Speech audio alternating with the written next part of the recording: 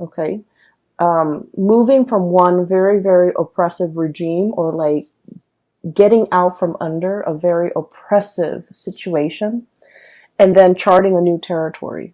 And the reason why I say this is we have here the Hierophant. This is like a situation where somebody has to give a part of their harvest, a part of themselves, a part of whatever money they make, paying tribute to somebody who has that sense of entitlement. Like, you know, they're either ruling over you, and they're like, okay, you have to do it this way and only exactly this way. Or you have to, you know, on a monthly basis or on a yearly basis, pay your tribute to another person. And that was just the way things were. That was like the rule of the land, or that was like the law of the land. And no one dared to question it, okay? So like somebody's taking, I feel like, either your energy, your financial resources, and you felt like this was the only way to do things, okay? You never question the established order.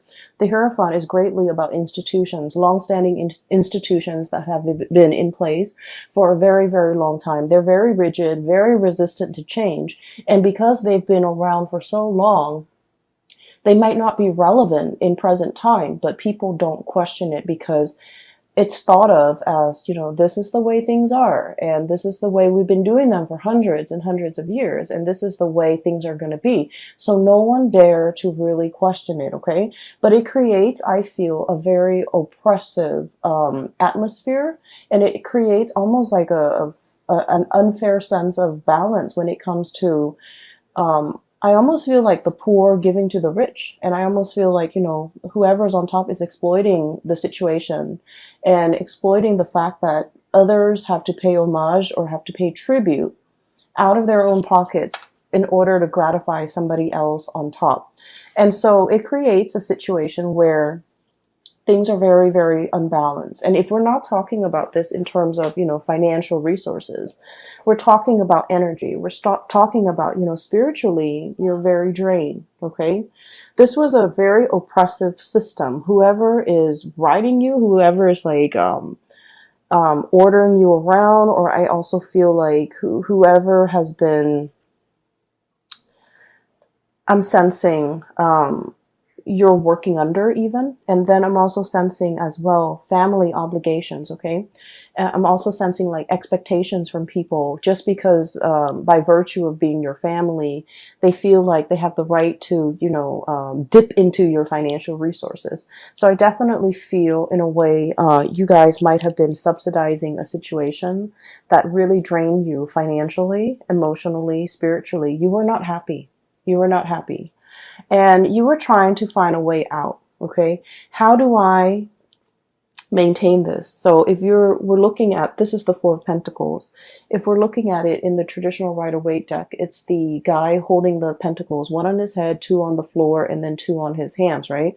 He's grasping and trying to protect everything that is his. And he's looking at this mountain and he's like, I want to get on top of that mountain, but at the same time, I want to carry all of these resources with me. I want to carry all of these things that matter to me with me. How do I do that without, you know, how do I successfully do that? Because if you look at all that overgrowth, right, and if you're trekking through the forest trying to get to the mountaintop, you're going to need your hands and your feet to be free so that you can pull yourself up if you happen to fall, so that you can grasp at branches and trees to kind of like help you hoist yourself up to the top of the mountain. And you're not able to do that because you're holding on to earthly things. And I feel like this is a situation you've been pondering for quite some time. You know, I want to get on top of the mountain, and what is really holding me back? What is really preventing me from making that move? What is really, you know, stopping me from taking that first step? So you've been thinking about this for a long while, trying to trek to the mountain, but you're not really making any strides. And I feel like what's preventing you, or what's really hindering your path, was this. This is the Nine of Swords, okay? This is sleepless nights. Getting nightmares, overthinking, overanalyzing situations. But I also think of this card as like constantly thinking about worst case scenario, dwelling on the negatives, and the negative thought patterns. A lot of the times they turn into self-fulfilling prophecy. Okay, so it's sort of like you're in your head thinking about, how do I successfully get on top of that mountain? And rather than thinking about and focusing on logically, step one, I need to do this. Step two, I need to do that. And step three, I need to, formulate some type of plan. And I feel like for many of you, this process, this is like a lot of thoughts, okay? Each sword stands for like a mental thought. And I feel like for many of you, you've been mired in this situation where your demons are getting the best of you. You're thinking about problems rather than separating. Each problem exists in its own little bubble. But rather than thinking, some of these problems are outside of my control, some of them are not, and the ones that are not outside of my control, I really should focus on that. I feel like you're conflating, or you're mixing and mixing all these problems together, and they become this really embedded, right? This sense of embeddedness, all stuck together, all causing you a lot of anxiety, all seem very, very daunting. It's like, how do I get to the top of the mountain when I'm only at the base? And so as soon as you feel inspired, you're like, I'm going to do it today. Something happens to hold you back. And a lot of it is these, self-limiting thoughts and beliefs and thought patterns. And I feel like you are making mountains out of molehills. You're making a situation a lot more daunting than it has to be, mainly because you're not looking at problems in isolation. And what I mean by that is, let's say, first of all, you have a big plan that you want to get off the ground, right?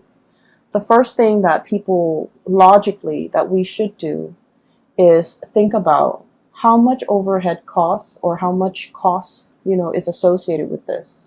So that means you might need to do some preliminary research to figure out what your budget is and how much this project is going to cost. Okay. And then you're going to go out and kind of crowdsource, brainstorm from other people and figure out, hearing from experts or getting advice, to get a price range of how much this is going to cost, who I should talk to get this off the ground. So each of those steps need to exist in isolation. And I feel like you're jumping the gun. You want to get to the top, but you're not thinking about each of the steps that are necessary in order to get there. So I feel for some of you, there's a situation here that it seems like it's running ahead of you, and it's like the longer you wait, the further and further and further away it is from you. It's almost like you're losing your grasp. You can't really get it back. You can't really draw it back into your orbit because it's distancing itself. Okay. So I also feel like for some of you, this is a person, okay, who might be distancing themselves. And I also feel like there's a lot of guilt associated with the relationship between you and this person. For some of you, it could be a family relationship. For others, it could be like a love type of a relationship. And I feel like it's escaping your grasp. And I also feel there's a lot of guilt associated with it. Like, I should have done things differently. I should have told them how I felt. I should have, I should have given them the time of day, or I should have, done things just differently. I should have invested more time, more emotions into that. I should have let them know how I feel. I should have been upfront and honest with them. And I feel like, they're escaping your orbit. Okay. So I definitely feel like there's some guilt associated with it. Going back to your main storyline, what I do sense here is there is a huge, this is like impetus, this is drive, ambition. Okay, we have here the King of Wands, and this usually indicates somebody who's like in charge of their domain. He's scanning the horizon, looking out at the abundance that he has created for not only his empire, for himself, but for all the people that he rules. Okay, this is someone who's very, very responsible. The way I'm reading this energy is that you're in a great, powerful position of leadership. Okay. You care about the people that have been very loyal to you. You care about their well-being. And I feel like it's almost like ruling with a very benevolent hand. Okay. Understanding that I'm not going to exploit this power differential. If you do well, I do well, and our kingdom is going to do well. So understanding that even if others pay tribute to you, you can't exploit that relationship. You can't exploit the power differential to keep them oppressed. You have to kind of like take care of the people that are under you. And I feel like many of you, you're coming into a profound sense of it's like understanding how power needs to be controlled. There was a situation here where someone in a position of power was very tyrannical, controlling, and exploited that power of position. And we're shifting away from that into a new way of doing, like a paradigm shift, where someone in a position of power is very benevolent, okay? They can be hard if they want to because the King of Wands is very much authoritative, okay? But this person is also very paternal. They take care of people. They're very loyal to their subjects. And because of that, they garner a lot of respect and trust from their subjects. They're seen as someone who is not afraid to get their hands dirty if push comes to shove. And they're seen as someone who, is constantly very vigilant, sees all, resolves problems, and really, really care about the well-being of other people. So I feel like you're understanding how power is to be used rather than abused. You're understanding as well that, taking care of the people that matter to you or the people that have been very, very loyal to you, treasuring, valuing, and being available to those people means a lot more to you now. And what's on top of this card here is the Six of Pentacles. And the Six of Pentacles this is a major, major card about karma, okay? This is a situation where the poor is paying tribute to the rich to the point where they're financially, emotionally depleted, okay? Giving to a situation where you're no longer taking care of yourself. You're just going to work. You're just getting through life in order to have the resources to pay that tribute. And now we're coming into this sense of like total rebalancing of karma, the karmic scale. Things being done the right way, okay? This is like giving back to the community, giving back to others, giving to others who are less fortunate. And this is also, it comes with a paradigm shift where we're understanding the importance and the necessity of, being a benevolent ruler. You can still rule with an iron fist, but you can still be loving and warm and gentle and benevolent. And you can also, give back to the people, especially that really need it.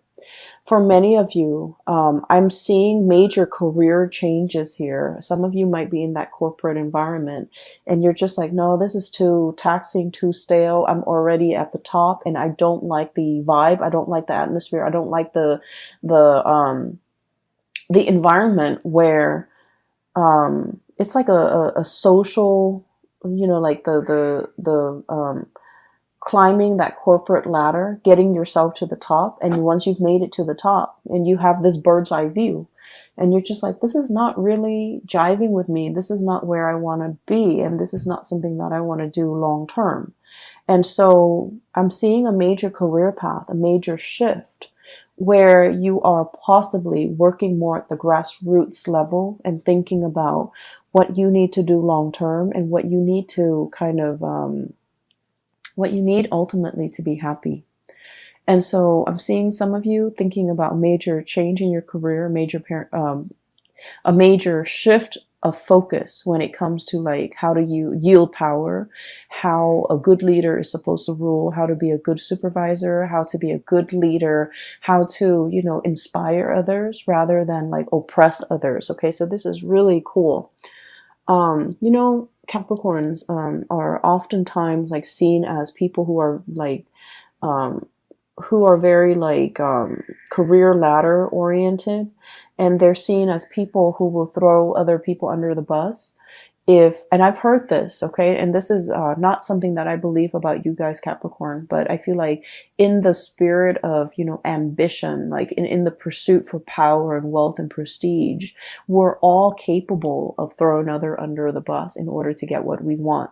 And I feel like, you know, being that goat on the crevices of mountains, and you know, you never falter. You jump from one small crevice to the next, and you always land on your feet, and you know how to do it well, and you know how to do it very, very stealthily and very, you know, successfully. But I feel like once you get to the top of the mountain, you're just like, oh, that's it, I'm already here, and you're looking for the next mountain to conquer. And I feel like there needs to be a little bit of a paradigm shift regarding, you know, what is the ultimate end goal? Is it just to prove to myself that I can conquer mountain after mountain?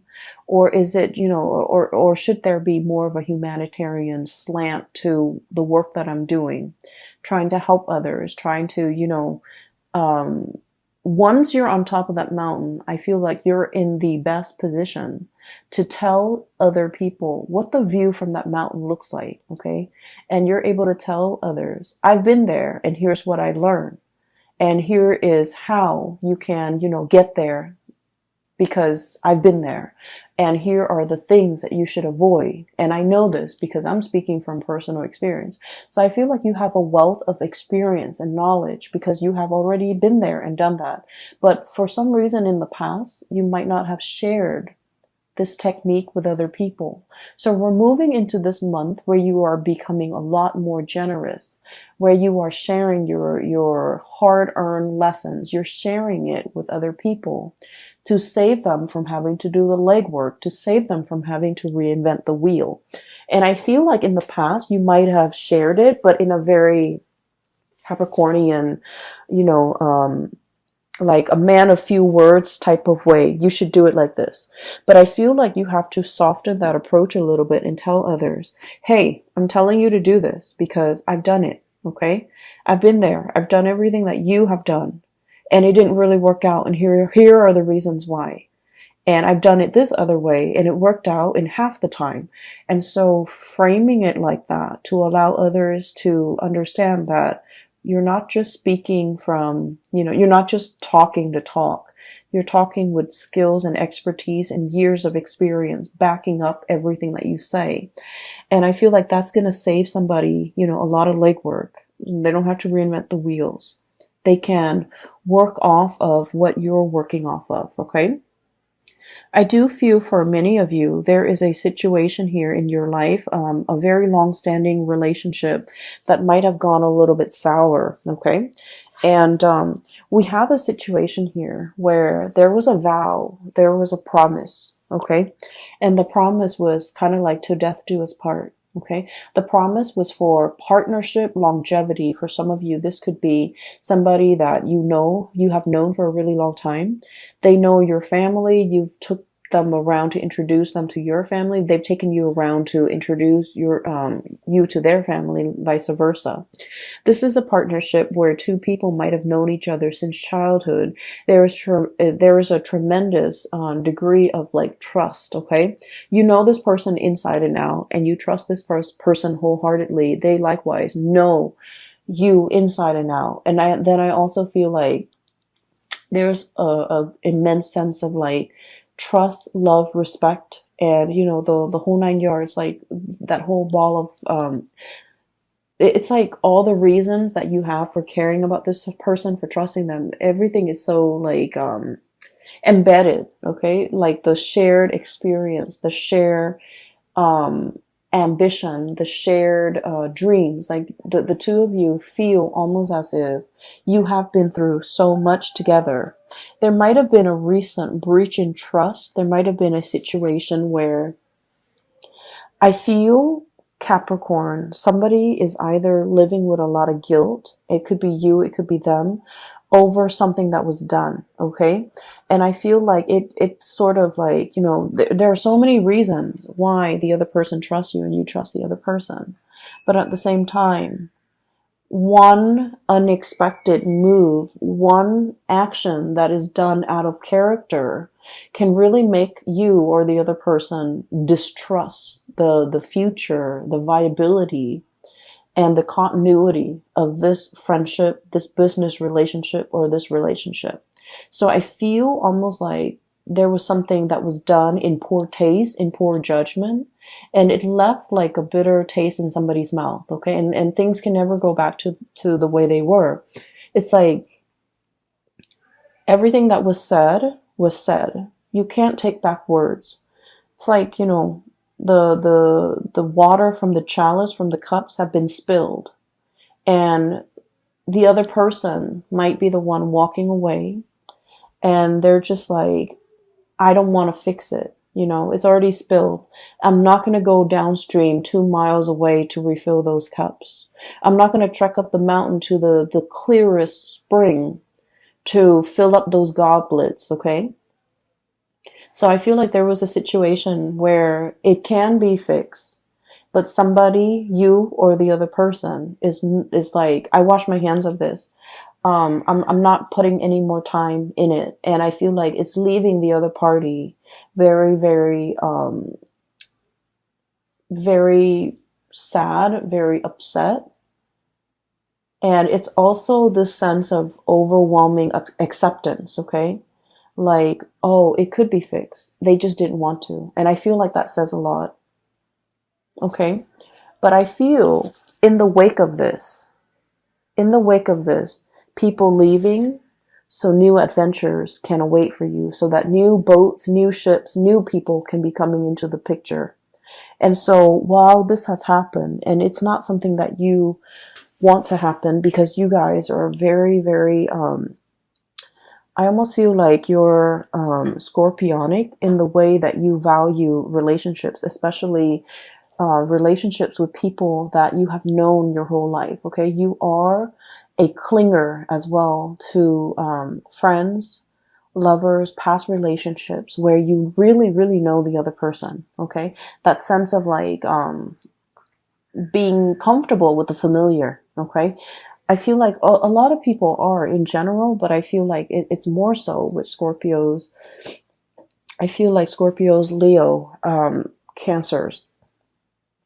And then I'm seeing that here with you guys. And what that denotes to me is out with the old, in with the new. And I feel like I feel like there's a situation here where you kind of have to reassess.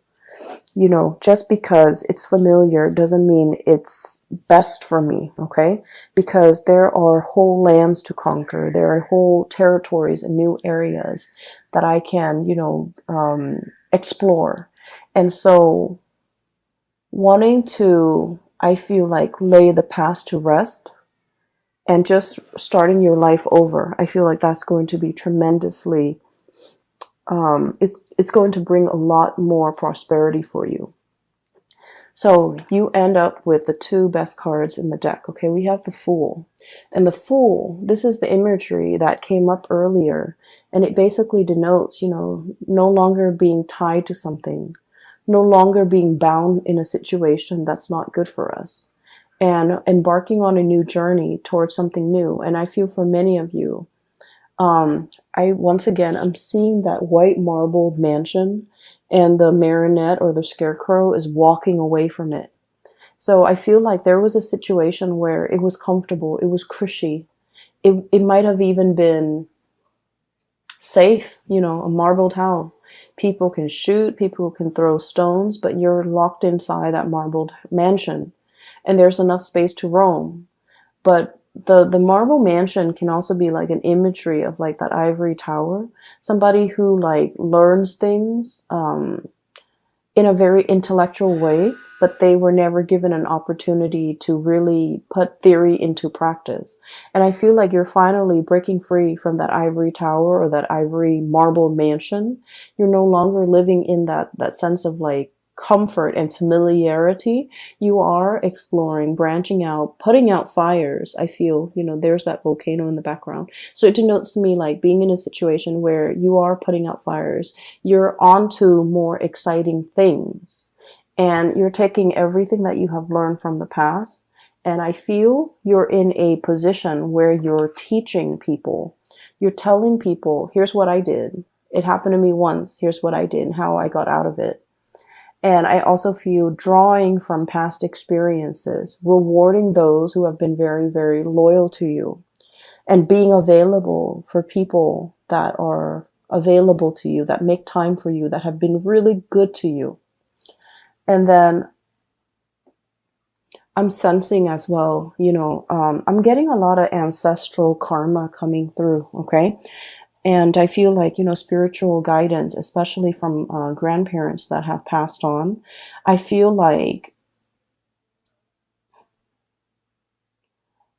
there might have been a situation here where it's almost like being in a house, like being in an environment where your grandparents lived in this small town, right? And this is just an example, but I'm feeling it very strongly.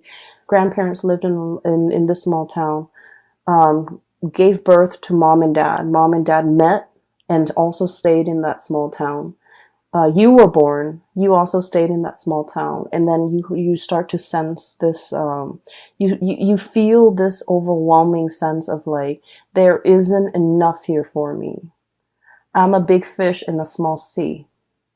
I need to develop to the best of my capabilities, and there isn't enough here for me.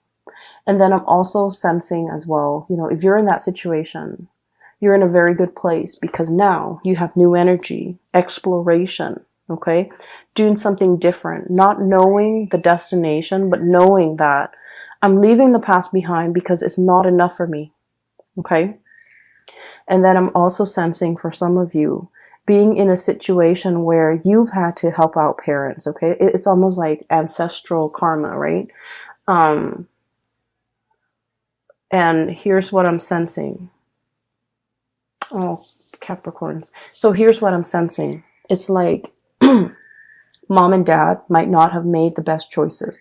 We all make choices based on what we're given, based on our environment, based on our education level, based on our own sense of awareness. So this is not to knock the decisions other people make. But I also feel like, they might have been in a situation where it was survival. Okay. So they did the minimum, the bare, like taking care of the bare necessities. And so growing up, you felt like you lacked that guidance. You lacked that mentorship. You lacked that, you lacked somebody holding your hand and telling you, hey, don't do that. You should do this instead because this is going to get you where you need to be. Okay. And I'm seeing, people like, whose parents were, for example, college educated, they can walk their children through the college process. So for example, you have to take the ACT, you have to take the SATs, you have to do that by your junior year so that by your senior year, you have to load up on all these college prep classes so that colleges will look more favorably upon you. And you have to do extracurricular activities. You should also enroll in, extracurricular activities outside of class. So like that guidance, I feel like some of you guys didn't have that. And by the sweat of your brows, the calluses on your fingers, you've had to go about it on your own. You didn't have the guidance. You didn't have the hand holding. And so you were in survival mode. You fought your way and you've had to do it on your own. And I feel like along the way, it's made you really strong, but I feel it might have made you a little bit callous, okay? Kind of like, oh, well, I did this, so everyone needs to be able to do it too, right? And so I'm sensing here, there's a sense of like a paradigm shift, okay? The people that have the privilege, either through parents, through proper guidance, or through the sweat of their brows, whoever makes it up first to the top of the mountain is obligated, no matter how they got there. Whoever makes it there first is obligated to give advice, give guidance to others. Here's how you do it, and here's what I did, and here's what I did that worked, here's what I did that failed, okay? So I feel like it doesn't matter how you got there.